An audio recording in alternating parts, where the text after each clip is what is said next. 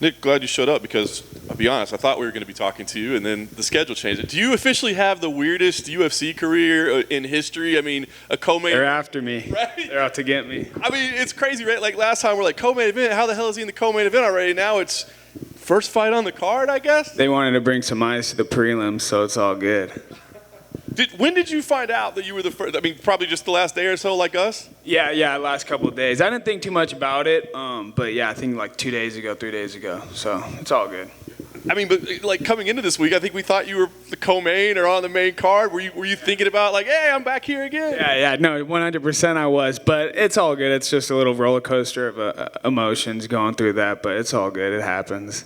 I mean, or it doesn't happen at all, but it's all good. I was going to say, I'm not trying to stir the pot, but I mean, is it all good, or are you just trying to be nice right now? Well, that's what I'm thinking. I don't know. I'm not going to burst in. I got to get the job done first, and I'll talk about it after. But I don't know. I don't know what that whole ordeal is. I'm not trying to get too much into it and think too much about it. But yeah, let's just get the job done Saturday. Then I'll have my input after that. What did you think about your performance last time out? Just had to get the job done. I rewatched it a couple times. It was all right. It was cool. Puna's just a dangerous guy, and you got to respect it. He's arguably probably one of the most explosive punchers in the middleweight division. So you just had to respect it. I felt like I was doing good everywhere. Even after the cut, I think I was doing all right. I thought I won the fight pretty clearly. But he's good. You know, I respect him and his skill set. He's a good fighter. I spoke to Andre last week. He said he actually asked to fight you. Do you know if that's No, that's cap. That's a lie. I actually tried fighting him in LFA a year and a half ago. He didn't want it. Him and Tresean Gore are the same two people because I've been trying to fight him last 2 years since COVID.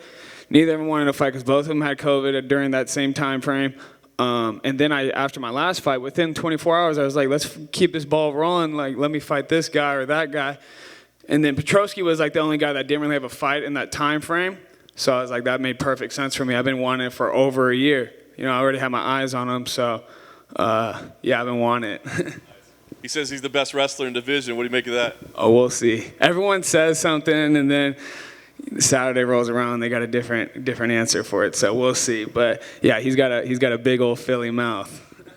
You guys do obviously have great grappling pedigree. So I do wonder, like, me as a grappling fan, like I want to see it grapple, but sometimes that means two guys end up standing and banging. What do you think?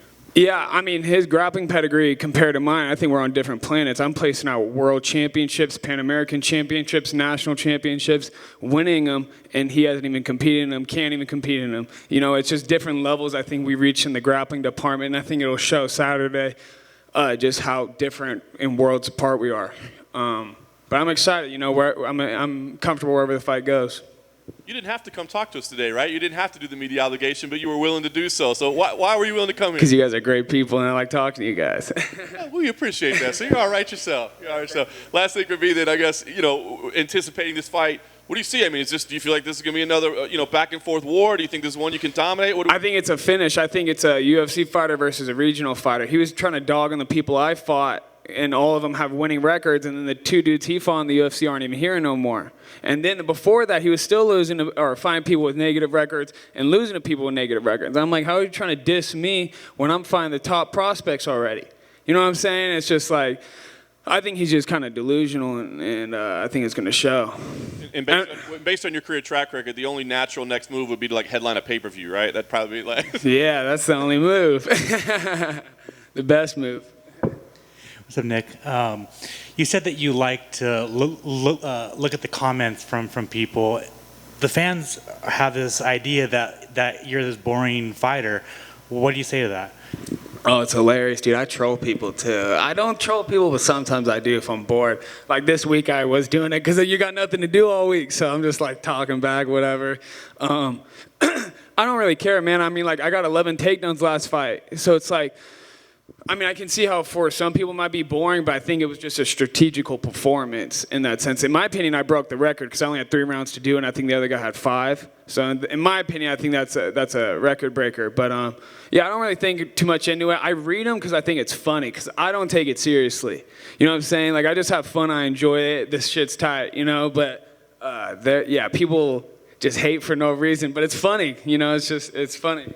I mean, we kind of talked about it before, but I mean, you hang around Nick and Nate. You guys talk shit all the time.